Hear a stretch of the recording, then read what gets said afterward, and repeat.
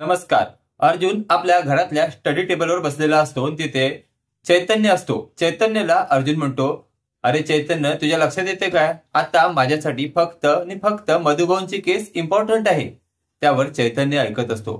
अर्जुन म्हणतो, अरे चैतन्य, तुला कळतं काय, मधुभाऊंची केस जिंकणं हे माझ्यासाठी सायलींचं मन जिंकण्या इतकंच सत्य आहे. त्यानंतर चैतन्य म्हणतो, अर्जुन मित्रा, तुला कळत चाललंय.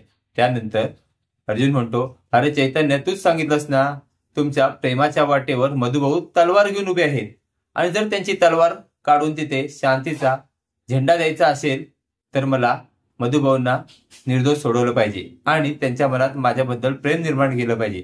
त्यावेळेला आमचं लग्न होणं शक्य आहे. अर्जुन असं बोलतात चैतन्य खुश झालेला असतो, कारण चैतन्याच्या मनात जे आहे तेच अर्जुन आता बोलत असतो.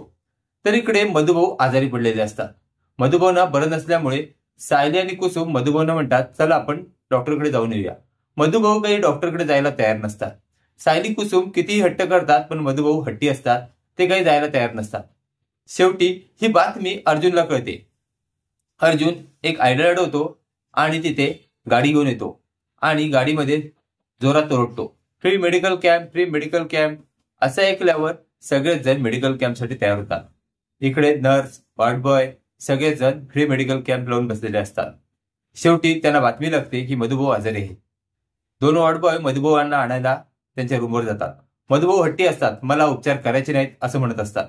शेवटी वॉर्ड बॉय त्यांना पकडून इकडे घेऊन येतात आणि ते त्या बेडवर त्यांना झोपवतात. मधुभाऊ ऐकायला तयार नसतात. मधुभाऊ तरी सुद्धा उठत असतात. त्यावेळी अर्जुन गाडीतूनच ओरडतो, एक हट्टी पेशंट आहे आणि तो वृद्ध आहे आणि तो उपचार करून घ्यायला तयार नाही. अर्जुनचा आवाज सायलीने आणि कुसुमने बरोबर ओळखलेला असतो.